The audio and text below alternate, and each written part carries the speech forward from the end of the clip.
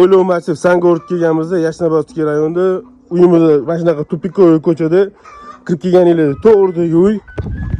Anchadan beri uchastka olaman deb niyat qilib yurgan akalarga jo'natib qo'yamiz. 2 xonali, 3 xonali doim bor akalar. Bemalol aloqaga chiqib turib, daplata qilsanglar bo'ladi. Uyimizni obzor qilib beraman. Obzor qilishdan oldin akalar like, kommentariy, podpiska esdan chiqmasin. Uyimizning narxi 100 ming. Bismillahirrohmanirrohim. Uyimizga kirib kelgan edim. Mana shunaqa hovli, zeleniy zonasi.